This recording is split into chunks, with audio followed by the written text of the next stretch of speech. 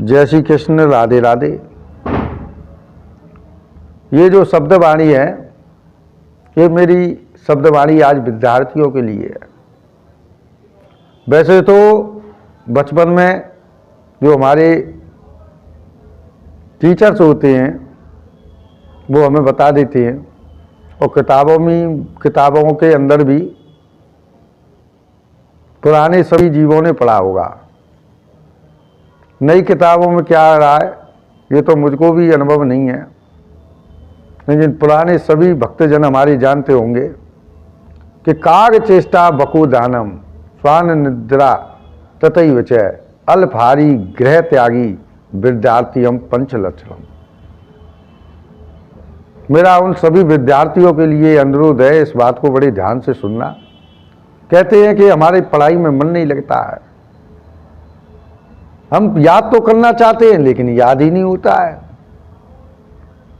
और जिस समय पेपर होता है तो हम भूल जाते हैं। तो उन विद्यार्थियों के लिए ये मेरा छोटा सा उपदेश है कि उनको करना क्या है। काग चेष्टा मीन्स कौवे जैसा दृष्टि, बको ध्यानम बगुले जैसा ध्यान, स्वान निद्रा यानी कि स्वान कहते हैं कुत्ते के लिए, कुत्ते जैसी निद्रा, सोना जो होता है कुत्ते जैसा। अल्पहारी कम भोजन करने वाला, और गृह त्यागी विद्यार्थियम पंचलक्षणम। तो अपने सब्जेक्ट जिसमें भी आप कमजोर हैं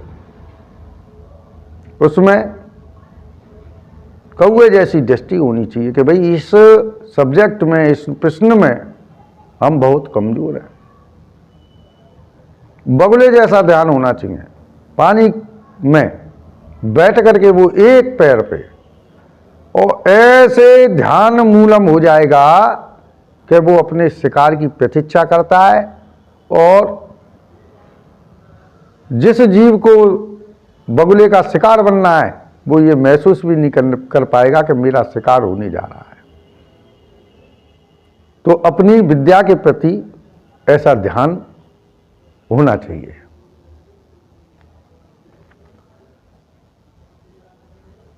तीसरा कि भाई सुबह ब्रह्म मुहूर्त में जगना विद्यार्थी के लिए सर्वश्रेष्ठ होता है। ब्रह्म मुहूर्त किसको कहते हैं कि सूर्य निकलने से पहले का जो समय होता है वो ब्रह्म मुहूर्त कहा जाता है। उस समय जगना, उस समय पढ़ाई करना उसके लिए अत्यधिक लाभदायक होता है, और उसकी पढ़ाई के लिए ही नहीं, उसके स्वास्थ्य के लिए भी बहुत बड़ा लाभदायक होता है। इसी प्रकार से ज़्यादा विद्यार्थी के लिए सोना व्यर्थ बताया है, कम सोना चाहिए। अल्पहारी थोड़ा भोजन करना चाहिए जिससे कि उसके अंदर आलस्य ना आए। संत महात्मा लोग जो होते हैं वो अल्पाहार में रहते हैं ताकि उनको आलस ना आए, परमात्मा के भजन को करने में उनको असमर्थता महसूस ना हो, क्योंकि ज़्यादा खाना आलस्य को प्रकट करना होता है। गृह त्यागी, गृह त्यागी से मतलब ये नहीं है कि आप अपने घर का ही त्याग कर रहे हैं।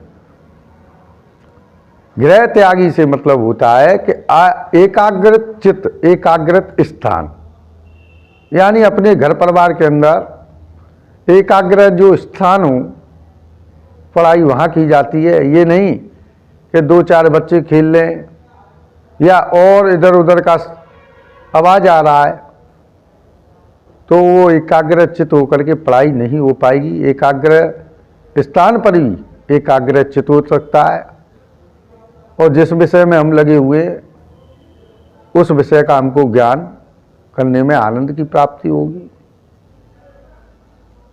अब रही बात कि भाई मन नहीं लगता है, तो मन की तरंगों को रोको और ये जानो कि हमने जो लक्ष्य है, जो निर्धारित कर रखा है या नहीं किया है, तो उस लक्ष्य को निर्धारण कर लें और उस लक्ष्य के अनुसार हम अपनी पढ़ाई करें और अपने लक्ष्य के अनुसार अपना टाइम टेबल सभी प्रकार का बनाएं, जिससे कि उस लक्ष्य के प्राप्ति हम कर पाएं। क्योंकि लक्ष्य की प्राप्ति उसी जीव ने की है जिसका हर चीज का टाइम टेबल निश्चित है। और जो अनिश्चित काल में पढ़ने बैठते हैं, अनिश्चित काल में ही याद करते हैं, कोई समय नहीं है खाने का सोने का, तो वो विद्यार्थी कभी भी पढ़ाई में सक्सेस नहीं हो सकता है।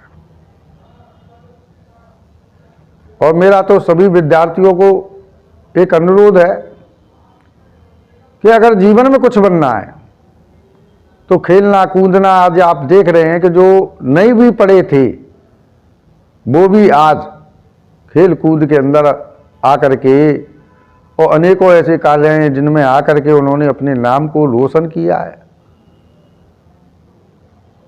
तो ये मतलब नहीं कि भाई पढ़ाई के जरिए ही आपका